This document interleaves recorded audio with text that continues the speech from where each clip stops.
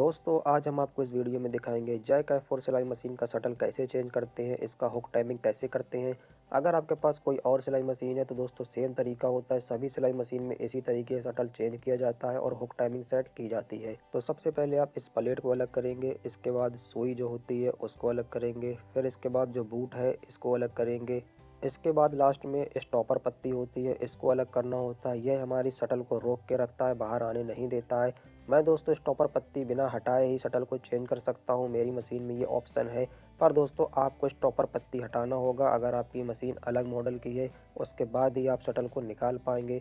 तो स्टॉपर पत्ती भी आप अलग कर लेंगे। इसके बाद यह दांती है, मैं इसको भी अलग कर रहा हूँ। वैसे हुक टाइमिंग में इसको अलग करने की ज़रूरत नहीं होती है, आप चाहें अलग ना करें, पर कैमरे का फोकस सही से पड़े, क्लियर आपको दिखाई दे, इसलिए मैं इसको भी अलग कर रहा हूँ।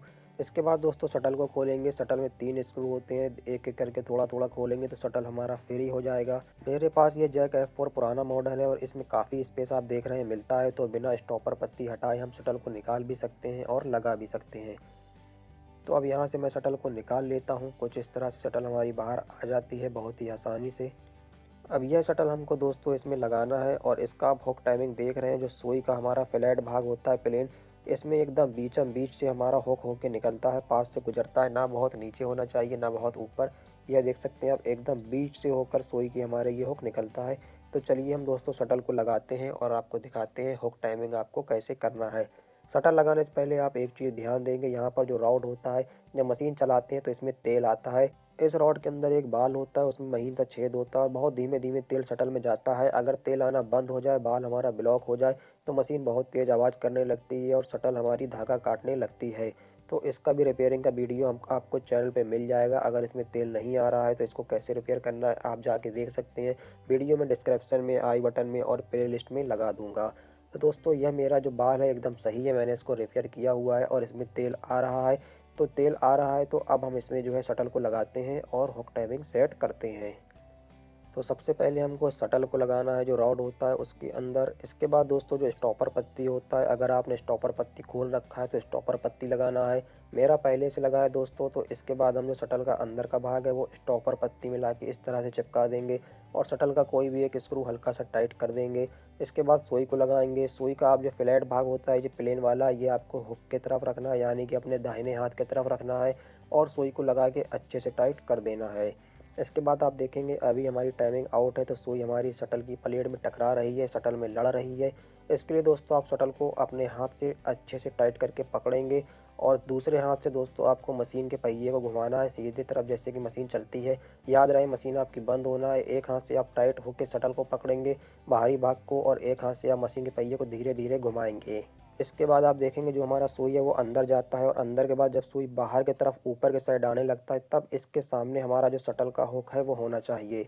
तो अभी देख रहे हैं आप यहाँ पे ये सुई टकरा रही है, तो शटल को ताकत से हम पकड़ लेते हैं पहले, जिससे कि शटल ना घूमे, और फिर धीरे धीरे सुई को हम अंदर करेंगे।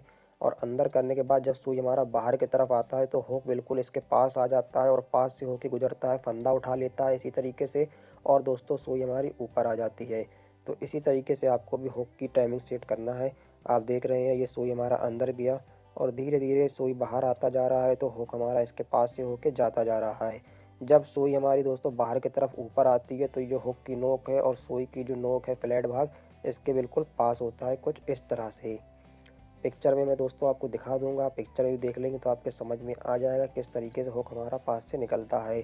अब दोस्तों जो दूरी है वो आपको कितना रखना है, ज़्यादा दूर रखेंगे इस तरह से तो चूका मारने लगेगी मशीन, फंदा नहीं उठाएगी। ज़्यादा पास रखेंगे दोस्तों तो सुई टकराएगी।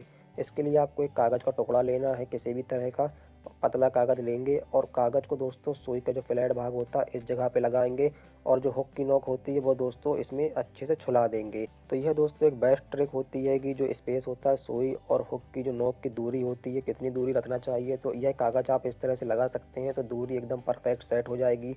इससे क्या होगा, आपकी मशीन चौका भी नहीं मारेगी और धागा भी नहीं काटेगी। और जो दूरी आप देख सकते हैं सिर्फ हल्की सी एक कागज़ के बराबर, एक बाल के बराबर दूरी आपकी हुक की नोक की और सुई की रहती है, जिससे कि कट कट की आवाज़ भी नहीं आएगी। इसके बाद दोस्तों एक एक करके स्क्रू को धीरे धीरे टाइट कर लेंगे और तीनों स्क्रू दोस्तों बड़े पेचकस की हेल्प से आपको अच्छे से टाइट करना है। इसके बाद दोस्तों सारा सामान आप वापस लगा देंगे और इसके बाद हम मशीन चला के देखेंगे हमारी टाइमिंग सेट हुई है या नहीं। दोस्तों आप देख सकते हैं दोस्तों मशीन हमारी अच्छे से चल रही है, बिना चूका मारे, बिना धागे काटे और बहुत ही आसानी से हमने शटल की हुक टाइमिंग सेट कर ली है। तो इस तरह से आप भी शटल चेंज कर सकते हैं और हुक टाइमिंग कर सकते हैं। अगर आपका कोई क्वेश्चन हो तो आप कमेंट करके पूछ सकते हैं। वीडियो अच्छा लगा हो तो लाइक करें, शेयर करें और आने वाले वीडियो देखने के लिए चैनल को सब्सक्राइब करें।